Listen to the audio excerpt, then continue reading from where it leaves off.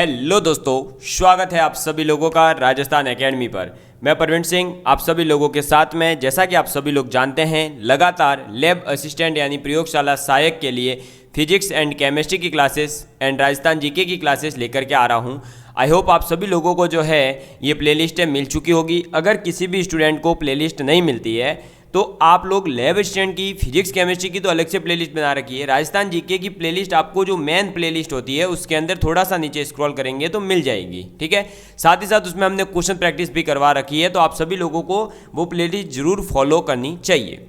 अब दोस्तों, कल हम बात कर रहे थे समूह 14 के जो तत्व है यानी कार्बन परिवार के बारे में। काशी गए संत प्रभु, कार्बन, सिलिकॉन, जर्मेनियम, टीन और लेड के बारे में।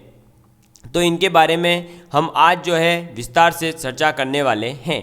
अब काशी गए संत प्रभु की अगर बात करें दोस्तों, तो मुझे जहाँ तक याद है कल लास्ट क्लास के अंदर जब मैंने बताया था आप लोगों को इनके बारे में, तब बोला था कि आप सभी लोग इस पांचों के पांचों एलिमेंट का इलेक्ट्रॉनिक कॉन्फ़िगरेशन जो है कमेंट करेंगे, लेकिन एक भी स्टूडेंट ने कमेंट नहीं करा। इसका मतलब है कि आप में से किसी भी स्टूडेंट ने इस वीडियो को पूरा नहीं देखा था।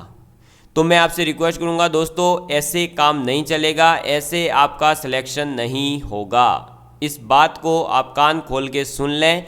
और ऐसा ही मैंने एक फिजिक्स के लिए भी वीडियो डाला है, तो उस सीरीज में उस वीडियो को देखें, आपको पता चल जाएगा कि सिलेक्शन कैसे होता है, ठीक है। चलिए अब हम बात करते हैं काशी गए संत प्रभु के अंदर। तो कार्बन, सिलिकॉन, जर्मेनियम, टीन और लेड हमारे तत्व आते हैं। ये समूह 14 के तत्व है, ठीक है। अब अगर बात करें दोस्तों, ये कार्बन जो है भूपर्पटी में, यानी जो आपकी जो पर्पटी है, जो पृथ्वी है, ये इसकी जो भूपर्पटी होती है उसके अंदर 17वें नंबर पर सबसे ज़्यादा पाए जाने वाला एलिमेंट है। यानी ये जो है, अगर हम बात करें कि ये तत्व कितना मिलता है, तो इसका स्थान आ जाता है 17वां स्थान। कौन सा? 17th स्थान इसका आ जाता है। तो आप इस चीज़ को एक बार थोड़ा सा नोट जरूर कर लें। तो आप लिखेंगे कार्बन, यानी सी मैंने लिख दिया डायरेक्ट, भू पर्पटी में पाया जाने वाला 17वां अति बाहुल्य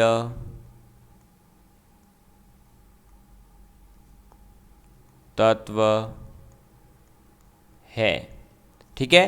तो कार्बन भूपर्पटी में पाया जाने वाला 17वां अति बाहुल्य तत्व है। ये जो है दोस्तों हमारे कार्बन नेचर के अंदर वैसे आपको स्वतंत्र भी मिल जाएगा, साथ ही मतलब आपको फ्री स्टेज के अंदर भी मिल जाएगा। साथ ही साथ ये कई बार जो है संयुक्त अवस्थाओं में भी पाया जाता है। जैसे कि हमें कोयला मिल सकता है, ग्रेफाइट है, हीरा है, ये सब जो है इसके कुछ एग्जाम्पल है। साथ ही साथ जैसे कि आपके चूने के पत्थर में ये संयुक्त फॉर्म में, ये तो जो है देखो आप डायरेक्ट मिल जाएगा, कोयला है, ग्रेफाइट है, हीरा है, ये तो सब।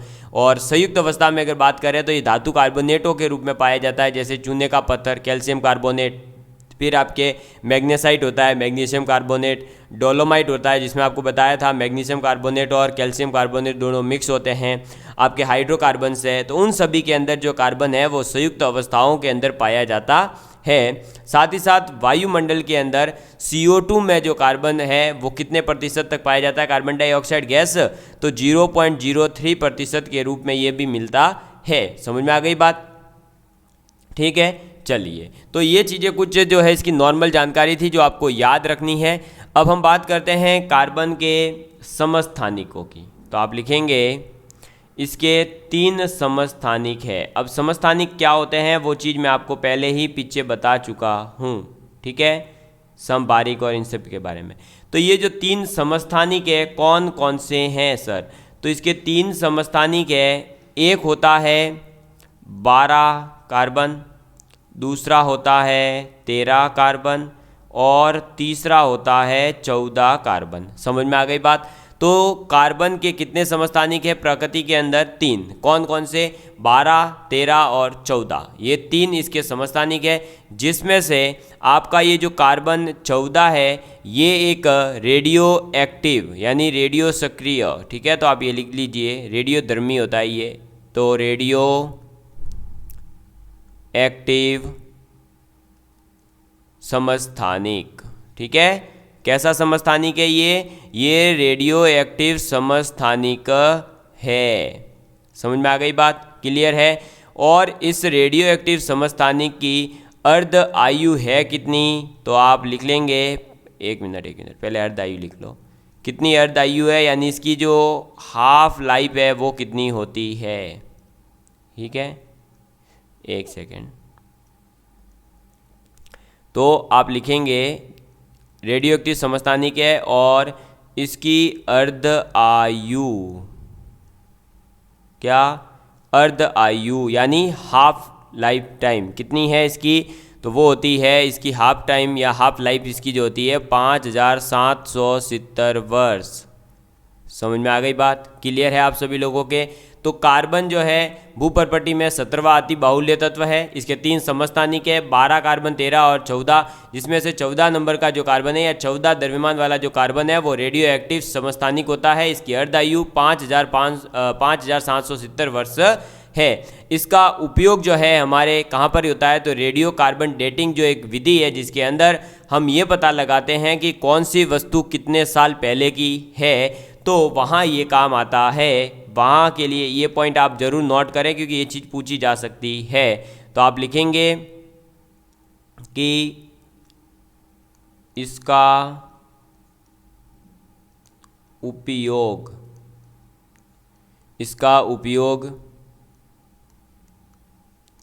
रेडियो कार्बन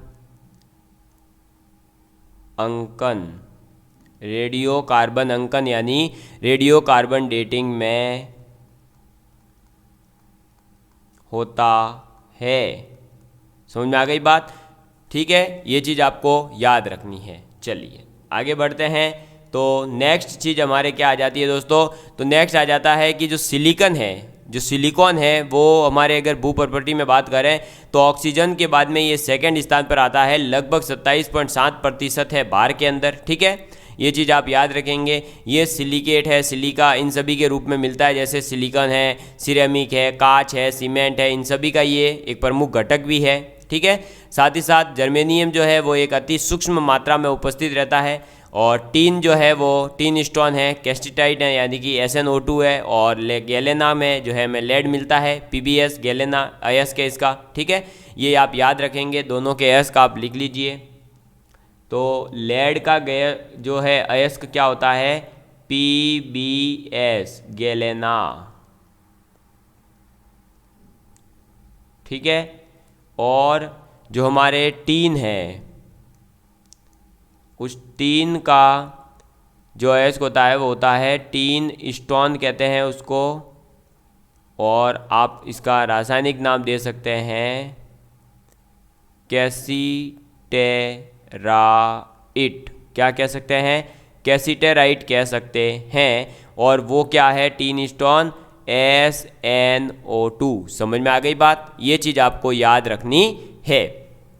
ठीक है, साथ ही साथ जर्मेनियम और सिलिकॉन जो है इनका उपयोग तो हम कहाँ करेंगे, या तो ट्रांजिस्टर बनाने में कर लेंगे या सेमीकंडक्टर डिवाइसेस बनाने में इसका उपयोग हम कर सकते हैं। समझ में आ गई बात। तो ये उसकी जो है हम ये कह सकते हैं कि आपके जो दे रखा है सिलेबस के अंदर प्राप्ति या अक्रेंस, उसके अंदर हमें ये चीज़ें याद रखनी है। एक बार पुनः हम पूरा रिवाइज कर लेते हैं कि समूह 14 के अंदर कौन कौन से तत्व है। तो कार्बन परिवार, काशी गए संत प्रभु यानी कि कार्बन, सिलिकॉन, जर्मेनियम और टीन और लेड। ठीक है, ये 5 तत्व पाए जाते हैं, जिसके अंदर कार्बन भू प्रॉपर्टी में 17वां अति बाहुल्य तत्व है, और ये प्रकृति के अंदर स्वतंत्र रूप में भी मिलता है और संयुक्त रूप में भी मिलता है। जैसे ग्रेफाइट है, हीरा है, कोयला है, कैल्शियम कार्बोनेट है, मैग्नीशियम कार्बोनेट है, डोलोमाइट है यानी कैल्शियम कार्बोनेट और मैग्नीशियम कार्बोनेट है। फिर ये कार्बन डाइऑक्साइड के रूप में 0.03% भी उपस्थित है। साथ ही साथ हाइड्रोकार्बन वगैरह भी जो है उपस्थित होते हैं। और इसके 3 समस्थानिक पाए जाते हैं, 12C, 13C और 14C, जिसमें से 14C जो है वो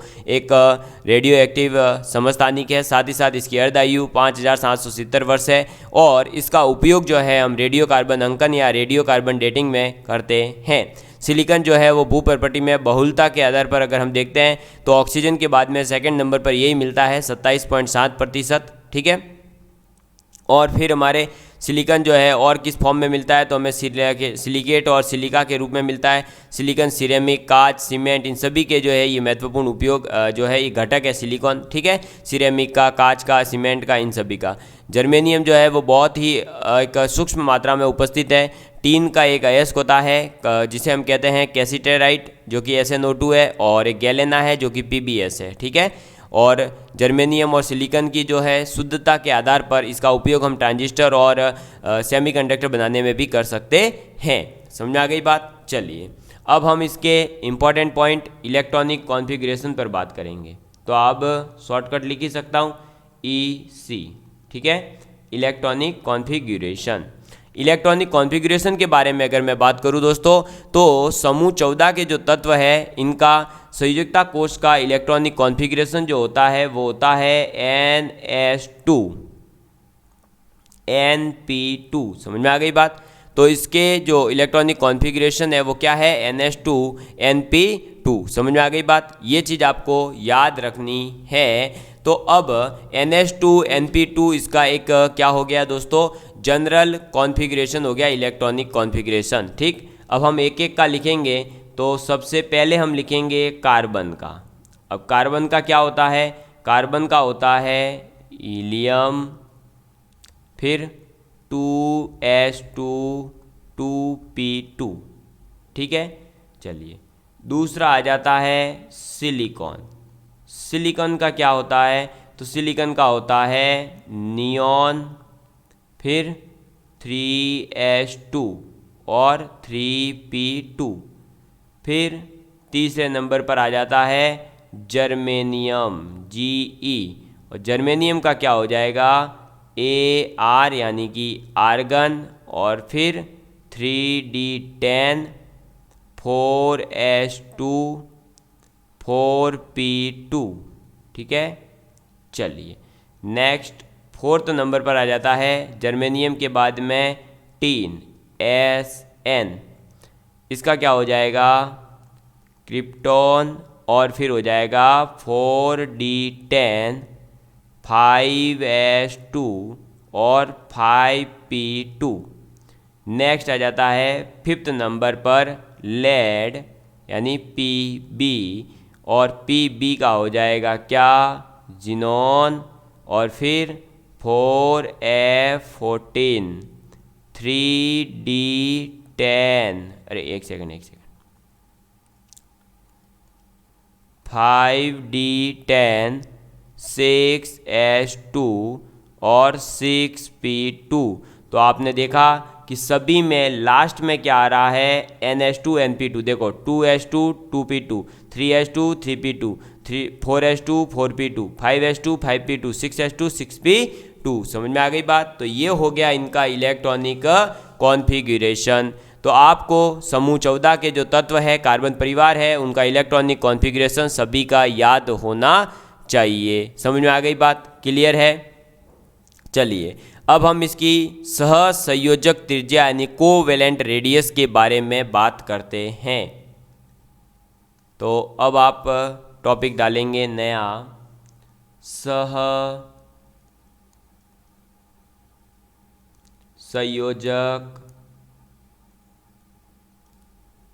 त्रिज्या यानी कोवेलेंट रेडियस के बारे में हम बात करने वाले हैं। अब कोवेलेंट रेडियस के बारे में अगर हम बात करते हैं दोस्तों, तो आप जैसे ही इस वर्ग के अंदर नीचे की ओर जाएंगे तो आपको पता है कि साइज बढ़ेगी यानी कोशों की संख्या में वृद्धि होती जाएगी। अब जब इनकी कोशों की संख्या में वृद्धि हो रही है, साइज में आकार जो है वो बढ़ते जा रहा है, तो जैसे जैसे इसका आकार बढ़ेगा तो कार्बन से लेकर सिलिकॉन तक तो जो है क्या होती है, पहले रेडियस जो है इंक्रीज होगी।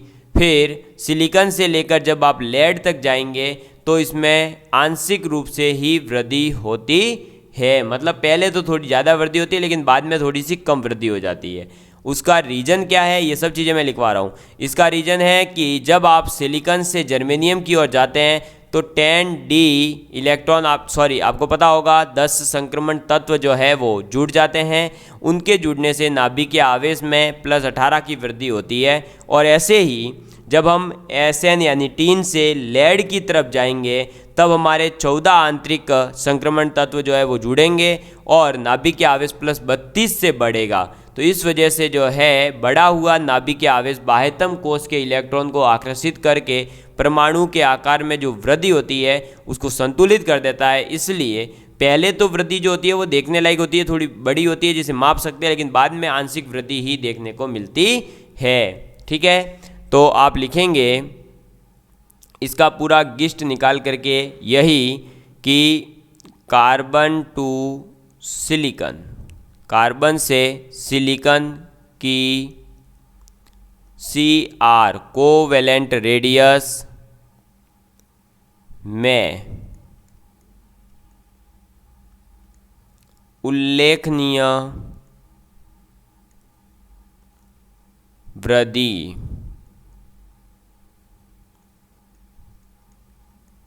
होती है। ठीक है, लेकिन जब हम सिलिकॉन से SE बन गया, सेलेनियम बन गया, सिलिकॉन बनाना, सिलिकॉन से जब लेड तक यानी Pb तक Cr कोवैलेंट रेडियस में आंशिक वृद्धि होती है।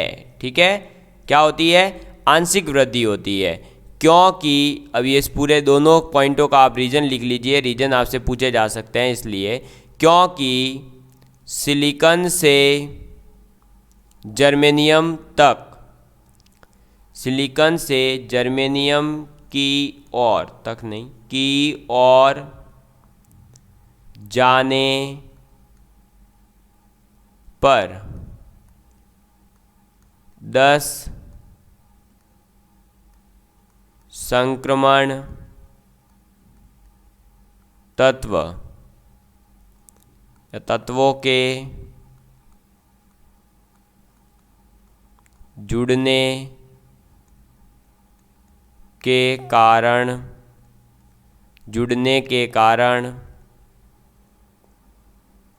नाभिकीय आवेश में +18 की वृद्धि तथा SN से Pb लेड की ओर जाने पर 14 आंतरिक संक्रमण तत्वों के जुड़ने के कारण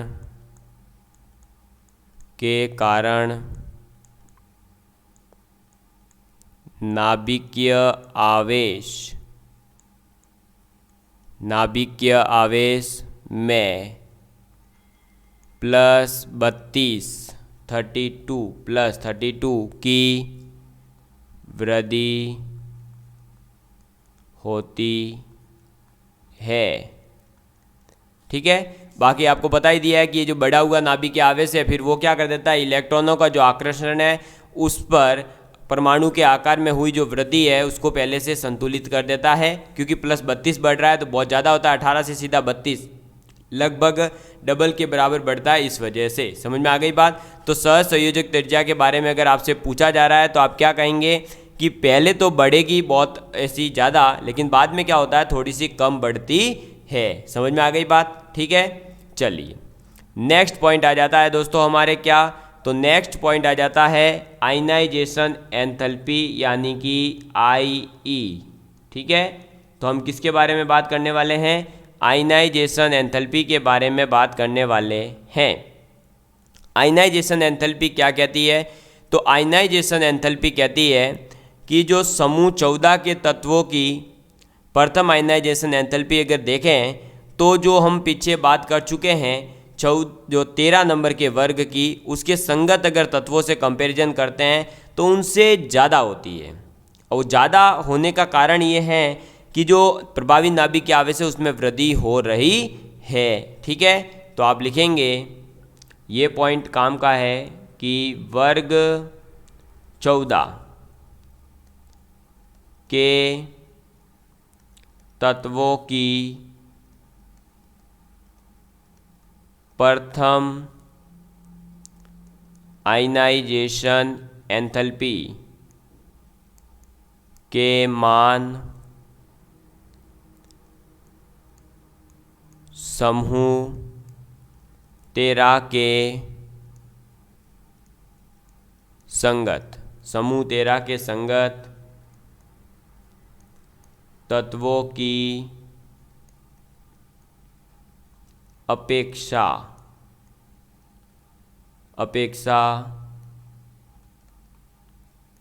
अधिक होते हैं। ठीक है, और ये क्यों हो रहा है, तो यह बढ़े हुए प्रभावी नाभिकीय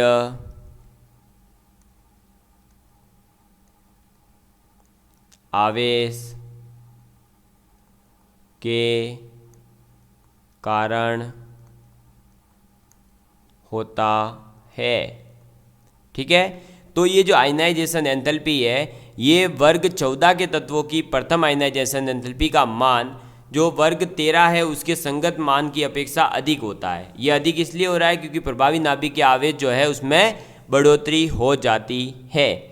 ठीक है, लेकिन जनरल ट्रेंड क्या होता है कि भाई समूह में जैसे ही आप नीचे जा रहे हैं तो आयनाइजेशन एंथैल्पी घटनी इसलिए चाहिए क्योंकि जैसे जैसे आप वर्ग में नीचे जाते हैं परमाणु आकार जो है उसमें वृद्धि देखने को मिलती है। ठीक है, तो जब हम समूह में नीचे जा रहे हैं तो आयनाइजेशन एंथैल्पी में नीचे जाने पर कमी की जगह हमें अनियमितताएं देखने को मिलती है, अनकंटिन्यूटी देखने को मिलती है, और उसका रीजन कहीं ना कहीं डी और एफ इलेक्ट्रॉन जो है उनके जुड़ने के कारण होता है। तो आप ये पूरा स्टेटमेंट यहाँ लिखेंगे कि वर्ग में नीचे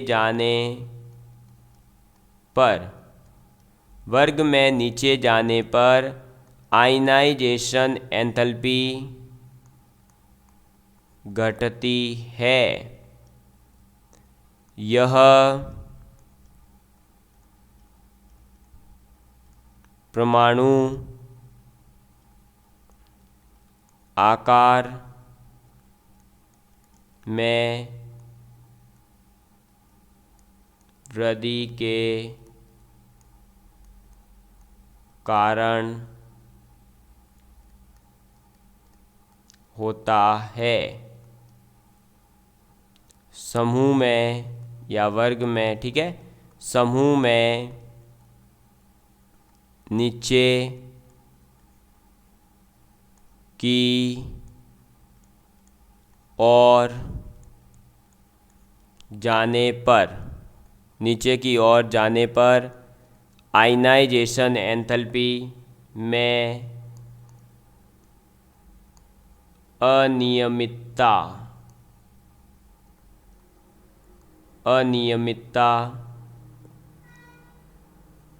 पाई जाती है, जो कि डी तथा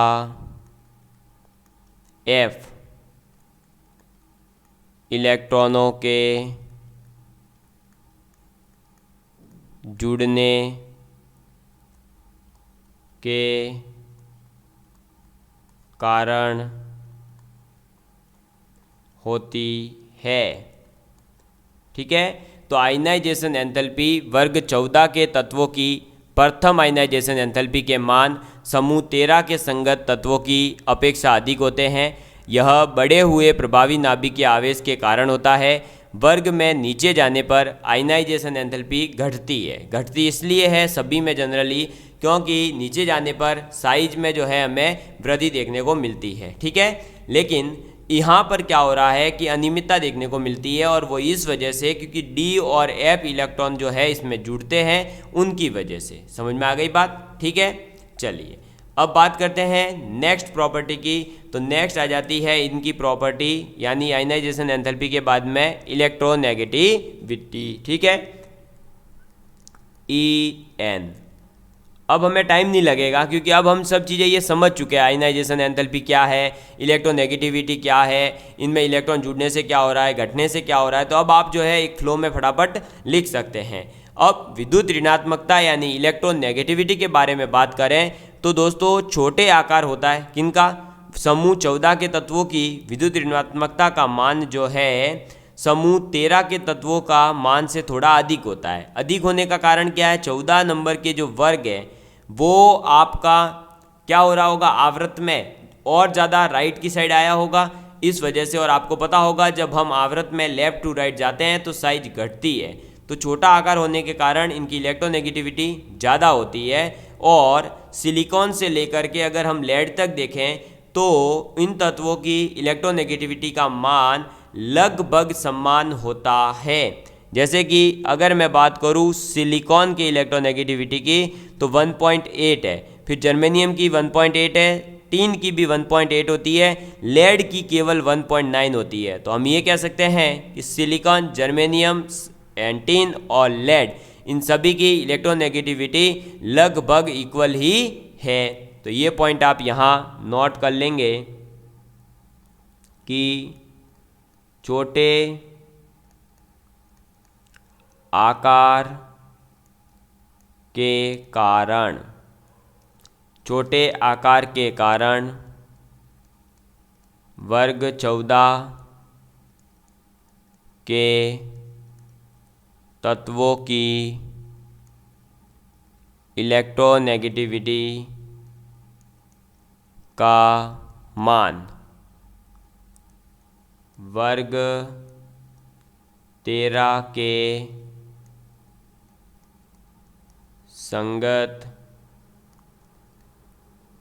तत्वों की इलेक्ट्रोनेगेटिविटी के मान से थोड़ा अधिक होता है। सिलिकॉन से लेड तक तत्वों की इलेक्ट्रोनेगेटिविटी का मान लगभग समान होता है, ठीक है।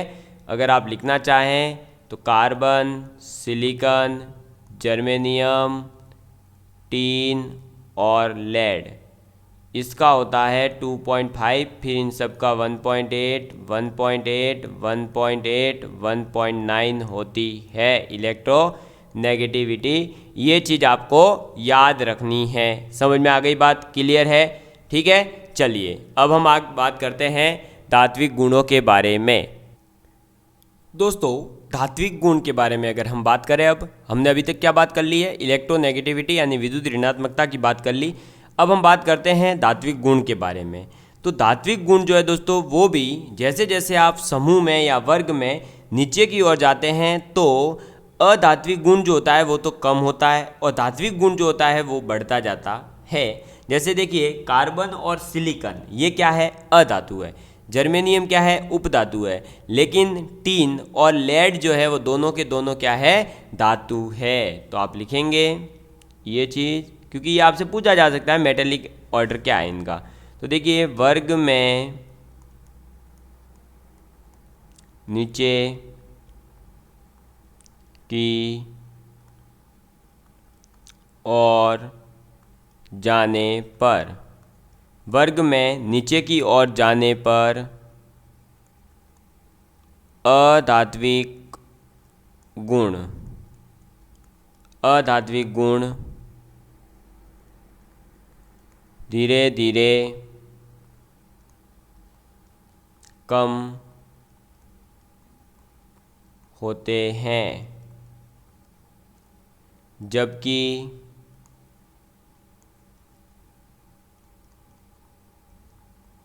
धात्विक गुण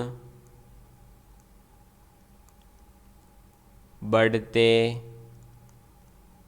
हैं। धात्विक गुण क्या होते हैं? बढ़ते हैं। ठीक, जैसे देखिए कार्बन और सिलिकॉन, ये दोनों क्या है? ये दोनों है अधातु। क्या है? अधातु है। साथ ही साथ जर्मेनियम क्या है? तो ये है आपका उपधातु। ठीक है, और टीन, SN और लेड, ये दोनों क्या है? तो ये है आपकी धातु। समझ में आ गई बात? ठीक है, तो ये हो गया धात्विक गुण। अब इसमें कोई कॉन्सेप्ट है नहीं कि मैं इसको वापस से समझाऊँ। ठीक है, चलिए नेक्स्ट आ जाता है इनका गलनांक व क्वथनांक। क्या आ जाता है? गलनांक और क्वथनांक। देखिए, अब इनका गलनांक और क्वथनांक की अगर बात करें तो समूह 14 के जो गलनांक है और क्वथनांक है वो समूह 13 के तत्वों के गलनांक और क्वथनांक की तुलना में अगर हम देखते हैं तो उससे अधिक है। उससे अधिक होने का कारण ये है कि जो वर्ग 14 के तत्व है उनके 4 संयोजी इलेक्ट्रॉन जो होते हैं वो 4 प्रबल सहसंयोजक बंध बनाने का कार्य कर सकते हैं या निर्माण करते हैं। ठीक है, इसलिए और सामान्यतः जब वर्ग में हम नीचे की ओर जाते हैं तो क्वथनांक जो होता है वो कम ही होता है। ठीक, तो ये चीज़ आप इसके अंदर नोट डाउन कर लेंगे कि वर्ग 14 में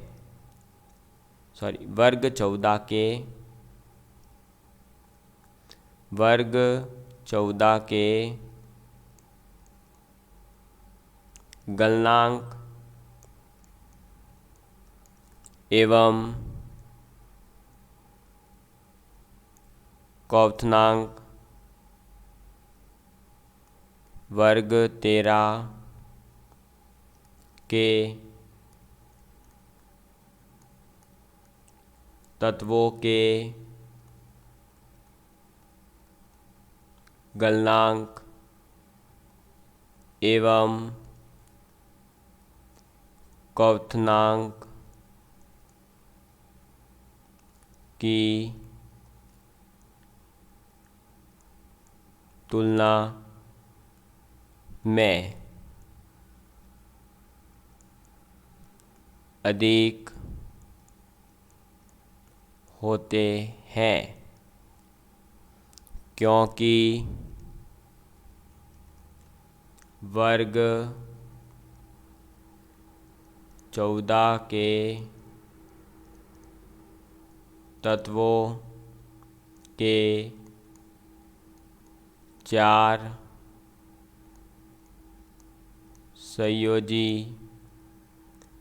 इलेक्ट्रॉन 4 प्रबल कोवेलेंट बॉन्ड सहसंयोजक बंध का निर्माण करते हैं। वर्ग में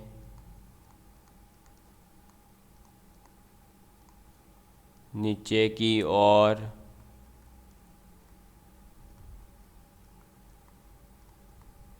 जाने पर सामान्यतः क्वथनांक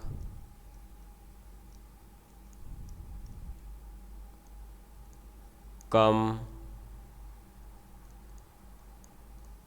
होते हैं। ठीक है, तो गलनांक व क्वथनांक, तो वर्ग 14 के गलनांक और क्वथनांक जो है वर्ग 13 के तत्वों के गलनांक एवं क्वथनांक की तुलना में अधिक होता है।